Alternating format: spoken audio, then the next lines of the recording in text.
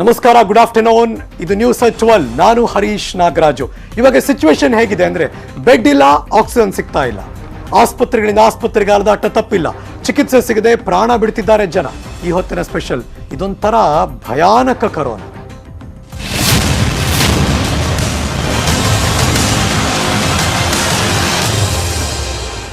ಎರಡನೇ ಅಲೆ ಸ್ಫೋಟಗೊಂಡಿದೆ. ಬೆಂಗಳೂರಿನಲ್ಲಿ ಬೆಡ್ ಕೊರತೆ ಎಲ್ಲಾ ಕಡೆ ಆಗ್ತಾ ಇದೆ. ಭೀಕರ, ಅದಕ್ಕೊಂದು ಸಾಕ್ಷಿ ಅನ್ನೋ ಹಾಗೆ ಸಿಲಿಕಾನ್ ಸಿಟಿಯಲ್ಲಿ ಒಂದರ ಮೇಲೆ ಮತ್ತೊಂದು ಟ್ರಾಜಿಡಿ ಸ್ಟೋರಿಗಳು ಬರ್ತಾ ಇದೆ. ಅಂದ್ರೆ ಪಿಕಪ್ ವಾಹನದಲ್ಲೇ ಪ್ರಾಣ ಬಿಡ್ತಿದ್ದಾರೆ ಸೋಂಕಿತರು. Breaking news.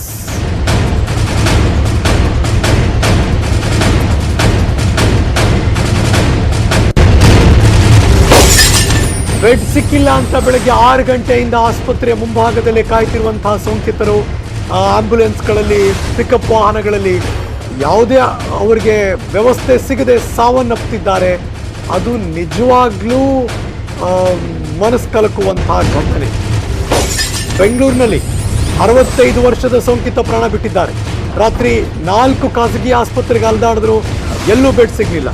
ಕೊನೆಗೆ ಕೆಸಿ ಜನರಲ್ ಆಸ್ಪತ್ರೆಗೆ ಕರ್ಕೊಂಡ್ಬಂದ್ರು ಕುಟುಂಬದವರು. ವಿಕ್ಟೋರಿಯಾಗೆ ತಗೊಂಡೋಗಿ ಅಂದ್ರು ಕೆಸಿ ಜನರಲ್ ಆಸ್ಪತ್ರೆಯ ಡಾಕ್ಟರ್ಸು.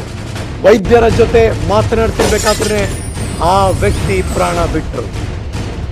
ಸೋಂಕಿತನ ಶವ ನೋಡಿ ವೈದ್ಯರು ವಾಪಸ್ಸಾದ್ರು.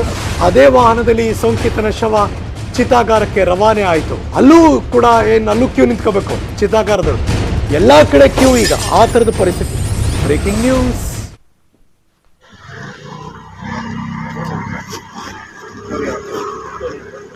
ಇದು ಕೆಸಿ ಜನರಲ್ ಆಸ್ಪತ್ರೆಯಲ್ಲಿ ನಡೆದಂತಹ ಘಟನೆ. ಡಾಕ್ಟರ್ಸ್ ಆಮೇಲೆ ಬಂದರು, ಚೆಕ್ ಮಾಡಿದ್ರು, ಅಲ್ಲಿ ತನಕ ಪ್ರಾಣ ಬಿಟ್ಬಿಟ್ಟಿದ್ರು. ಇನ್ನು ವಿಕ್ಟೋರಿಯಾಗೆ ತಗೊಂಡೋಗಿ ಅಂದರು.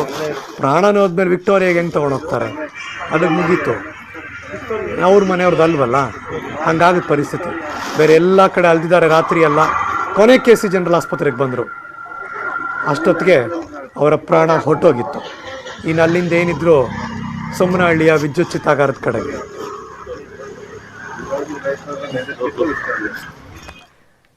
ಕೆಸಿ ಜನರಲ್ ಆಸ್ಪತ್ರೆಯಲ್ಲಿ ಒಂಥರ ಕರೋನಾ ಮರಣ ಮೃದಂಗ. ಒಬ್ಬರ ಮೇಲೆ ಇನ್ನೊಬ್ರು ಅನ್ನೋ ತರ ಆಗೋಗಿದೆ ಸಾಯುವರ ಸಂಖ್ಯೆ. ಅಂದ್ರೆ ಒಂದರ ಮೇಲೊಂದು ಉರುಳ್ತಾ ಇದೆ ಸೋಂಕಿತರ ಹೆಣಗಳು. ಆಸ್ಪತ್ರೆಗೆ ಬಂದ 5 ನಿಮಿಷ ಆ ಸೋಂಕಿತ ಸಾವನ್ನಪ್ತಾ ಇದ್ದಾರೆ. Breaking news.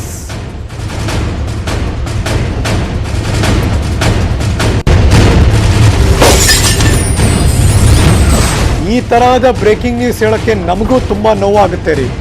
ತೀವ್ರ ಉಸಿರಾಟದ ತೊಂದರೆಯಿಂದ ನರಳುತ್ತಾ ಇದ್ದಂತಹ ರೋಗಿ ಒಳ ಹೋಗಿ 5 ನಿಮಿಷ ವಿ ಆರ್ ಸಾರಿ ಅಂತ ಆಚೆ ಬಂದು ಶವವಾಗಿ ಹೊರಕ್ಕೆ. ಪತಿಯ ಸಾವು ಕಂಡು ಗೋಳಾಡ್ತಿದ್ರು ಸೋಂಕಿತನ ಪತ್ನಿ.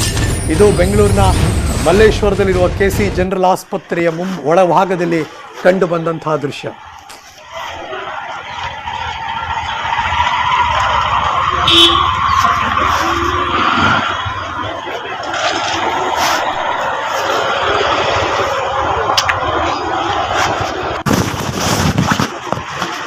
ಇದು ಯಾರು ಸೋಂಕಿತರಿದ್ದಾರೆ ಅವ್ರನ್ನ ವೀಲ್ ಚೇರ್ಲಿ ಕೂರಿಸಿ, ಅವ್ರ ಗಂಡ ಅವ್ರನ್ನ ಇಮಿಡಿಯೇಟ್ ಆಗಿ ಕೆಸಿ ಜನರಲ್ ಆಸ್ಪತ್ರೆ ಒಳಗಡೆ ಕರ್ಕೊಂಡು ಹೋಗ್ತಿರುವಂತಹ ದೃಶ್ಯ. ಹೊರಗಡೆ 5 ನಿಮಿಷ ಆದಮೇಲೆ ಏನಾಯಿತು ಅಂತ ಇನ್ನು ಹೇಳಬೇಕಾಗಿಲ್ಲ. ನಾನು ಆಗಲೇ ಬ್ರೇಕಿಂಗ್ ನ್ಯೂಸಲ್ಲಿ ತೋರಿಸಿದ್ದೀನಿ. ಇದು ಅದೇ ಹೆಣ್ಮಗಳು ಅವ್ರ ಯಜಮಾನ್ರನ್ನ ಕಳಿಸ್ಕೊಟ್ರು ಅಷ್ಟೇ. 5 ನಿಮಿಷ ವೀಲ್ ಚೇರಲ್ಲಿ. 5 ನಿಮಿಷ ಆದಮೇಲೆ ಅವರ ಶವ ಹೊರಗೆ ಬಂತು. ಇಷ್ಟೇ ಜೀವನ. ಬಿ ಕೇರ್ಫುಲ್, ಹುಷಾರು. ಬೆಂಗಳೂರಿನಲ್ಲಿ ಯಾವ ಥರ ಸಿಚುವೇಶನ್ ಇದೆ ಅಂತ ನಿಮ್ಗೊಂದು ಸಣ್ಣ ಸ್ಯಾಂಪಲ್ ತೋರಿಸ್ತಾ ಇದ್ದೀವಿ. ಈ ತುಂಬ ಕಡೆ, ತುಂಬ ಆಸ್ಪತ್ರೆಗಳು, ತುಂಬ ಕಡೆ ನಡೀತಿರುವಂತಹ ಘಟನೆ. ಹಾಗಾಗೇನೆ ನಿನ್ನೆ ಬೆಂಗಳೂರಿನಲ್ಲಿ ಸಾವಿನ ಸಂಖ್ಯೆ 90 ದಾಟ್ತು. 100ರ ಗಡಿಯಲ್ಲಿ ಬೆಂಗಳೂರಿನ ಸಾವಿನ ಸಂಖ್ಯೆ. ಮತ್ತೊಮ್ಮೆ ಅಲರ್ಟ್, ಕೇರ್ಫುಲ್. ನಮ್ಗೆ ಈ ದೃಶ್ಯ ತೋರ್ಸೋಕೆ ನೋವಾಗುತ್ತೆ ನಿಜ, ಆದರೆ ರಿಯಾಲಿಟಿ ಇದು. ಪ್ರತಿಯೊಬ್ಬ ಮನೇಲಿ ನೋಡ್ತಿರೋ ನ್ಯೂಸ್ 18 ಕನ್ನಡದ ವೀಕ್ಷಕರಲ್ಲಿ ಮನವಿ, ಜೊತೆಗೆ ಅಲರ್ಟ್, ಹುಷಾರಾಗಿರಿ.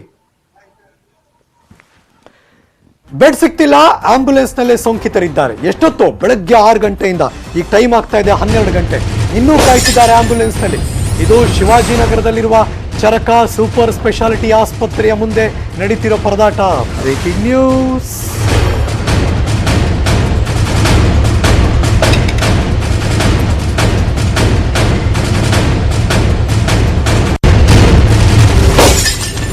ಇಬ್ಬರು ಸೋಂಕಿತರು, 2 ಆಂಬ್ಯುಲೆನ್ಸ್ ವಾಹನ, ಅವರಿಬ್ಬರನ್ನು ಕೂಡ ಕರ್ಕೊಂಬಂದು ಅಡ್ಮಿಟ್ ಮಾಡಬೇಕು ಅಂತ 6 ಗಂಟೆಗೆ ಬಂದಿದ್ದಾರೆ. 6ರಿಂದ 7, 8, 9, 10, 11, 12 ಮತ್ತೆ 6 ಗಂಟೆ ಆಯ್ತು. ಪರಿಸ್ಥಿತಿ ಹೆಂಗಿರ್ಬೇಡ್ರಿ ಅವ್ರದ್ದು. ಇದೇ ಚರಕ ಸೂಪರ್ ಸ್ಪೆಷಾಲಿಟಿ ಆಸ್ಪತ್ರೆ, ಅದ್ರ ಮುಂದೆ 2 ಆಂಬ್ಯುಲೆನ್ಸ್ ಇದೆ, ಅದರೊಳಗಡೆ ಪೇಷಂಟ್ ಇದ್ದಾರೆ. ಬೆಳಗ್ಗೆ 6 ಗಂಟೆಯಿಂದ ಕಾಯ್ತಿದ್ದಾರೆ. ಯಾಕೆ ಕ್ಲೋಸಪ್ಗೆ ಹೋಗ್ತಿದ್ದಾರೆ ನೋಟಿಸ್ ಬೋರ್ಡ್ ನೋಡಿ, ಏನದು ನೋ ಬೆಡ್ಸ್, ಮುಗಿತಲ್ಲ ಅಲ್ಲಿಗೆ. ಆ ಬೆಡ್ ಖಾಲಿ ಆಗೋ ತನಕ ಕಾಯಬೇಕು. ಇದು ಚರಕ ಸೂಪರ್ ಸ್ಪೆಷಾಲಿಟಿ ಮುಂದಿನ ದೃಶ್ಯ. ಬೆಡ್ ಇಲ್ಲ ಅಂತ ಅಲ್ಲಿ ಕಾಯಿಸ್ತಿದ್ದಾರೆ. ಯಾವಾಗ ಅಂದರೆ ಗೊತ್ತಿಲ್ಲ ಅಷ್ಟೆ. ಮಗದೊಂದು ಬಹಳ ನೋವಾಗದೇನಪ್ಪ ಅಂದರೆ ವೆಂಟಿಲೇಟರ್ ಇಲ್ಲ ಅಂತ ಮಹಿಳೆ ಸತ್ತೋಗಿದ್ದಾರೆ. ನೆಲಮಂಗಲದ ಅರಿಶಿನಕುಂಟೆ ನಿವಾಸಿ. 3-4 ದಿನಗಳಿಂದ ಉಸಿರಾಟದ ತೊಂದರೆ ಇತ್ತು, ಆದರೆ ವೆಂಟಿಲೇಟರ್ ಸಿಗಲೇ ಇಲ್ಲ. ಕೊನೆಗೆ ಪ್ರಾಣ ಹೋಯಿತು. Breaking news.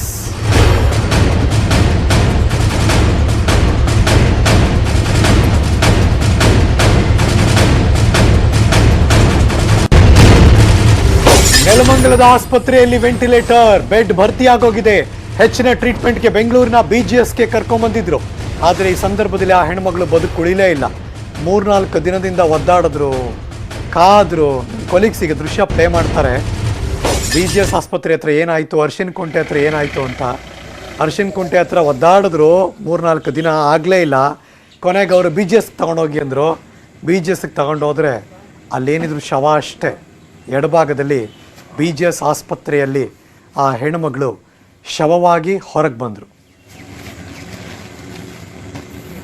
ಈ ಎಲ್ಲ ಬೆಳವಣಿಗೆಗಳ ಬಗ್ಗೆ ಮತ್ತಷ್ಟು ಮಾಹಿತಿಯನ್ನು ಕೊಡೋದಕ್ಕೆ ನನ್ನ ಸಹೋದ್ಯೋಗಿ ಆಶಿಕ್ ಮುಲ್ಕಿ ನೇರ ಸಂಪರ್ಕದಲ್ಲಿ ಜಾಯಿನ್ ಆಗ್ತಿದ್ದಾರೆ. ನಾನು ಯಾವಾಗಲೂ ಗ್ರೀಟ್ ಮಾಡೋನೇ ಶುರು ಮಾಡ್ತೀನಿ. Ashiq, good afternoon, good morning ಅಂತ. ಈ ಬೆಳವಣಿಗೆ ನೋಡ್ಬಿಟ್ರೆ ಹಂಗನ್ನೋಕೆ ನನಗೂ ಮನಸ್ಸಿಲ್ಲ. ಅಂದರೆ ಒಳ್ಳೆ ಬೆಳವಣಿಗೆ ಆಗ್ತಿಲ್ಲ, ಇದು ನಾಟ್ ಅಟ್ ಆಲ್ ಗುಡ್ ಅನ್ನಿಸ್ತಾ ಇದೆ. ಕಣ್ಣು ಕಾಣಿಸ್ತಾ ಇದೆ ಈಗ ಸೋಂಕಿತರು, ಸಾವಿನ ಸಂಖ್ಯೆ, ಒದ್ದಾಡ್ತಿರೋದು, ವ್ಯವಸ್ಥೆ ಸರಿ ಇಲ್ಲ ಅನ್ನೋದು ಲಕ್ಷಣ ಕಾಣಿಸ್ತಿದ್ಯಾ? ಹೇಗಿದೆ ಸಿಚುವೇಶನ್ ಆಶಿಕ್?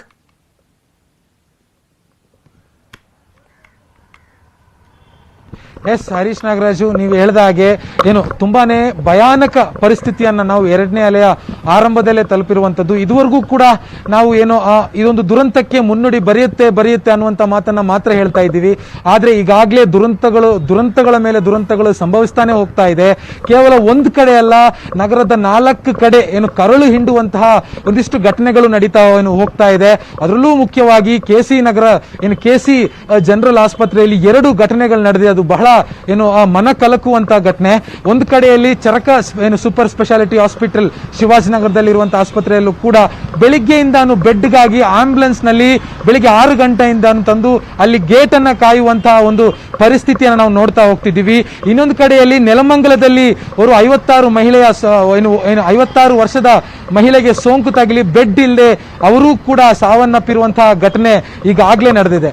ಇನ್ನು ಮುಖ್ಯವಾಗಿ KC ಜನರಲ್ ಆಸ್ಪತ್ರೆಯಲ್ಲಿ ಈಗಷ್ಟೇ ಒಂದು ತಾಸು ಮುಂಚೆ ನಡೆದಿರುವಂತಹ ಘಟನೆಗಳನ್ನು ಎಕ್ಸ್ಪ್ಲೈನ್ ಮಾಡ್ತಾ ಹೋಗ್ತೀನಿ. ನಿಜವಾಗ್ಲೂ ಹರೀಶ್ ನಾಗರಾಜು ಕಣ್ಣಂಚಿನಲ್ಲಿ ನೀರು ಬರುತ್ತೆ ನಮಗೆ.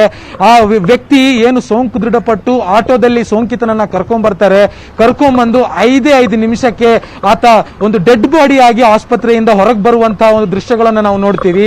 ಇದ್ರ ಜೊತೆಗೆ ನಿನ್ನೆ ರಾತ್ರಿ 8 ಗಂಟೆಯಿಂದಾನು ಏನು ಒಂದು 65 ವರ್ಷದ ಒಂದು ವೃದ್ಧ ಸೋಂಕಿತನನ್ನ ಹಿಡ್ಕೊಂಡು ಆತನ ಕುಟುಂಬ ಹಾಸ್ಪಿಟ್ಲ್ಗಾಗಿ ಬೆಡ್ಗಾಗಿ ಇಡೀ ನಗರ ಅಲೆದಾಡುತ್ತೆ. ಎಲ್ಲೂ ಕೂಡ ಅವರಿಗೆ ಬೆಡ್ ಸಿಗೋದಿಲ್ಲ.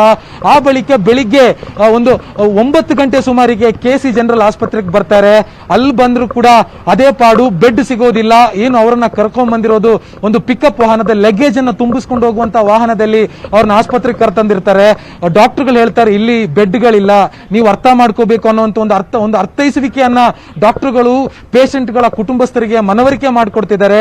ಇದೇ ಸಂದರ್ಭದಲ್ಲಿ 65 ವರ್ಷದ ಸೋಂಕಿತ ಆ ಲಗೇಜ್ ಗಾಡಿ ಅಂದ್ರೆ ಪಿಕಪ್ ಅಲ್ಲಿ ಕೊನೆಯುಸಿರನ್ನ ಎಳೆದಿರುವಂತಹ ಘಟನೆ ನಡೆಯಿತು. ಒಟ್ಟಾರೆಯಾಗಿ ಕೊರೋನಾ 2ನೇ ಅಲೆ ಏನಿದೆ ಅದು ದುರಂತಕ್ಕೆ ಮುನ್ನುಡಿ ಬರಿತಾ ಇಲ್ಲ. ಈಗಾಗಲೇ ದುರಂತಗಳ ಮೇಲೆ ದುರಂತಗಳೇ ಅನ್ನು ಕಾಣುವಂತೆ ಮಾಡ್ತಾ ಇರುವಂತದ್ದು ಹರೀಶ್ ನಾಗರಾಜು. ಹೆಂಗೆ ಕಣ್ಣು ಕಾಣಿಸ್ತಿದೆ? ಸರ್ಕಾರ ಈಗ ಸ್ಟ್ರೀಮ್ ಲೈನ್ ಮಾಡಲೇಬೇಕಾದಂತ ಅನಿವಾರ್ಯತೆ, ಜನ ಒದ್ದಾಡ್ತಿದ್ದಾರೆ. ಬರೀ ಇನ್ನು ಮೀಟಿಂಗ್ ಮೇಲೆ ಮೀಟಿಂಗ್ ನಡೀತಾ ಇದೆ.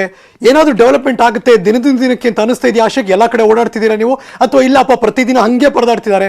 ಯಾರು BBMP ಆಗಲಿ ಆರೋಗ್ಯ ಇಲಾಖೆ ಆಗಲಿ ಯಾರು ತಲೆ ಕೆಡಿಸ್ಕೋತಿಲ್ಲ ಅನ್ಸುತ್ತಾ?